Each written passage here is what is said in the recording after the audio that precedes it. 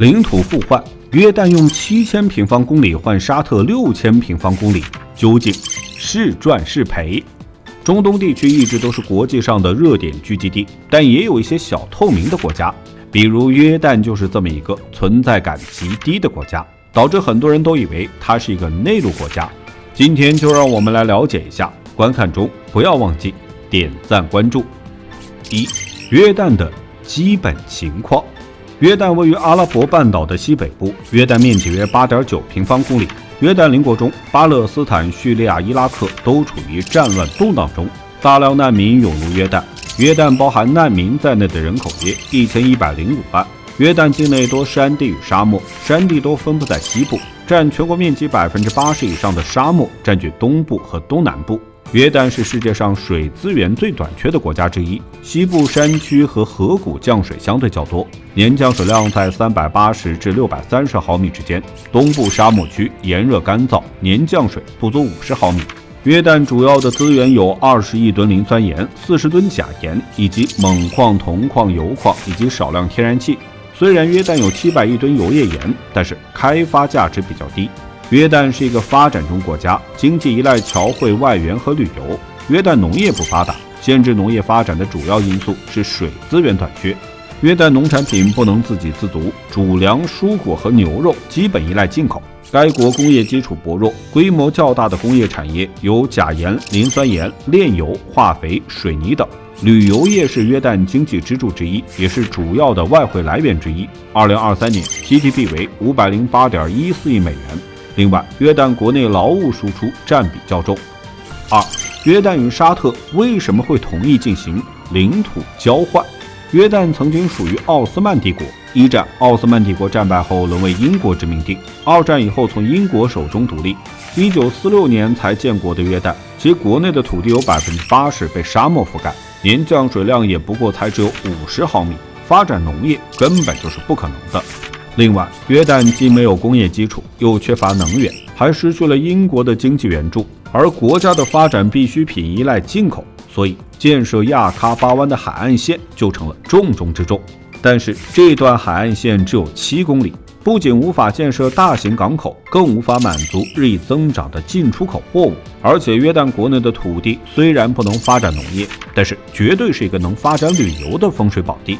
就算国内没有什么旅游景点，因为靠近巴以等地区，而且在中东地区还是安全的国家之一，所以它靠优越的地理位置就能吸引很多想去中东旅游的游客。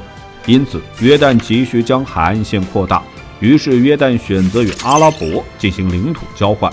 波斯湾海域附近的伊朗在20世纪60年代陷入动荡，导致沙特石油运输在波斯湾附近的路线受到威胁，而且霍尔木兹海峡被伊拉克扼守着，这一地区也是常年动荡不安。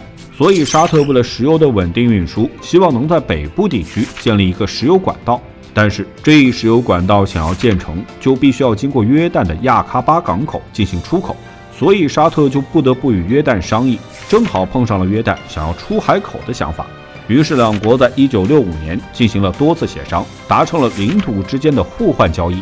协议规定，约旦用东南部图拜格山地区的7000平方公里土地，与沙特交换了总面积约6000多平方公里的3块长条状领土。双方交换的地区都位于内陆，多山地沙漠，不适宜人类居住。但是这次领土交换为约旦增加了19公里海岸线。3. 约旦的领土交换是赔本还是赚呢？沙特阿拉伯是一个拥有2448千米海岸线的海洋大国，所以19千米的海岸线对于它来说根本就不值得一提。但是对于约旦这个国家来说，海岸线就是非常珍贵的。约旦国内唯一的港口城市就是亚喀巴，这次与沙特阿拉伯更换的领土使亚喀巴的港口得到进一步发展。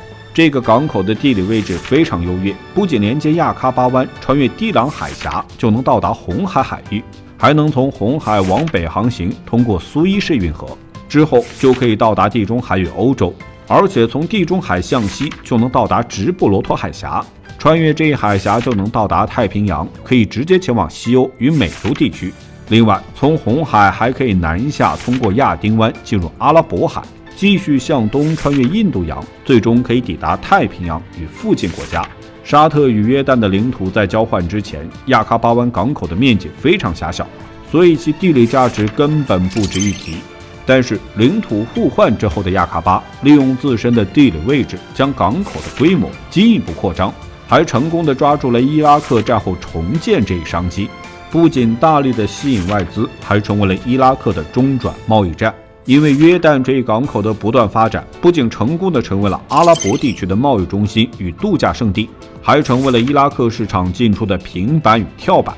约旦的对外贸易额与港口集装箱数量在21世纪之后开始突飞猛进，不断的增加。约旦为了贸易需求的进一步适应性，开始在沙特边境亚喀巴的南部修建新的港口，不仅能满足吞吐量，还将旅游区与港口区进行了合理的布局。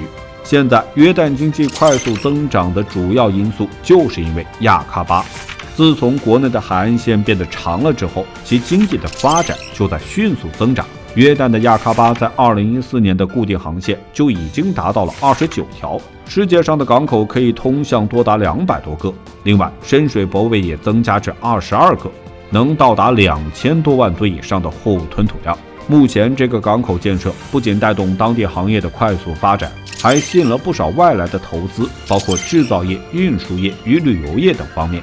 从这些方面可以看出，约旦用自己7000平方公里沙漠土地换来的出海口，可是一笔稳赚不赔的买卖。